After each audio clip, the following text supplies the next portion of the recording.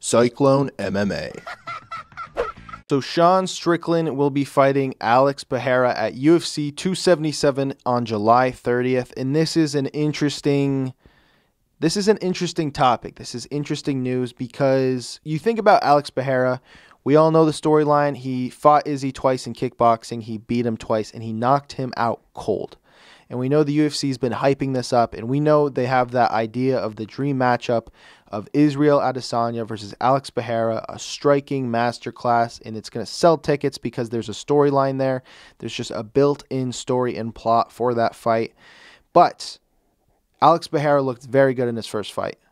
He got a knockout in the second round, flying knee, just beautiful victory. Then he fought Bruno Silva, and he got a decision victory, a fight that he won. He won 3 rounds or 2 rounds in that.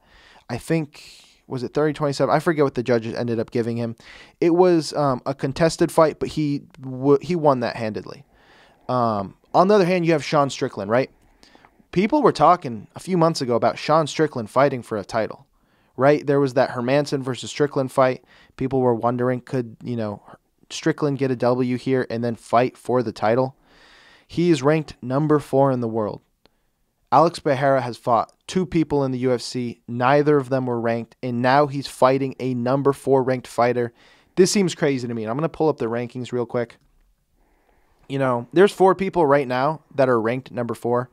Derek Brunson, Sean Strickland, and Paulo Costa. I don't know why they're doing that, but it seems weird that Alex Pereira just gets to jump the list. I know we've seen this before, and this isn't something that's rare necessarily in the UFC, but there's matchups there that maybe Pereira should take over Sean Strickland. I don't blame him because I think he can beat Sean Strickland, but it just seems weird that he jumps the line like that, having not fought a grappler yet. Seems weird that he can beat Strickland. If he beats Strickland, you beat the number 4 guy in the world.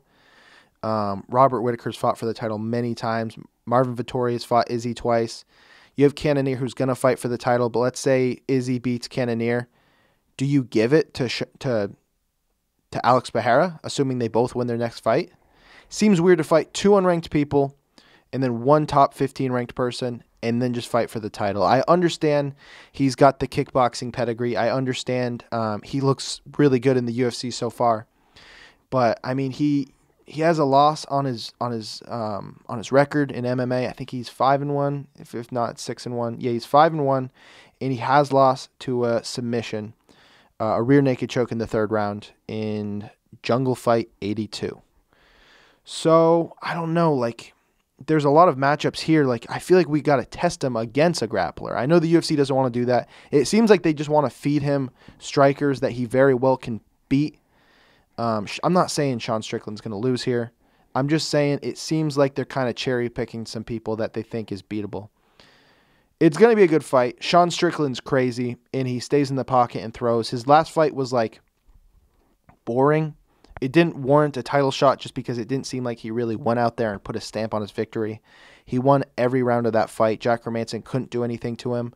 But I would have rather see Jack Hermansson versus Alex Pereira because I think that's an interesting matchup. I think Hermansson matches up against Pereira better than Sean Strickland matches up against Pereira.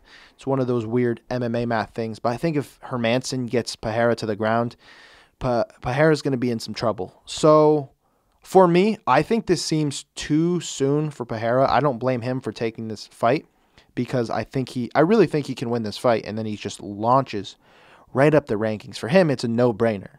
For the UFC, it does seem a little sketchy that they're having him skip this line and just pump new blood into this division. I think they really, really want to set up that Izzy versus Pereira storyline and make that money. At the end of the day, it is a business, so it makes sense. But I don't know. There's guys in this division that I think Pereira could have trouble against, and I really want some kind of wrestler, even if they're not ranked, to fight Pereira first. I know it's not going to happen, but when he gets to the top, eventually he will be fighting a grappler, and if he just looks completely awful against a wrestler or a grappler, it's going to be weird having a one-dimensional champion like that. But those are my thoughts on it. No disrespect to Pereira. No disrespect to Sean Strickland. They're both super talented dudes, and I'm excited to watch this fight. I think it's going to be a really fun one. The hype for it's going to be great. It's just the UFC matchmaking. I kind of see what they're doing here. It seems like they're trying to get him to the top as quickly as possible and as easily as possible. They really don't want him to lose from the sounds of it, from the looks of it. But what do you guys think about this matchup? How do you think this fight will go? Do you have Sean Strickland winning this? Do you have Alex Pereira winning this? Let me know in the comment section below.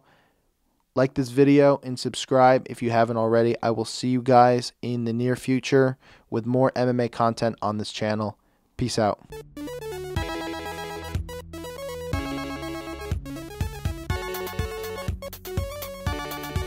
Amanda Nunes versus Megan Anderson. Amanda. Duh. Next we got Artem Lobov. We're going to stick him right up at S tier. Just kidding.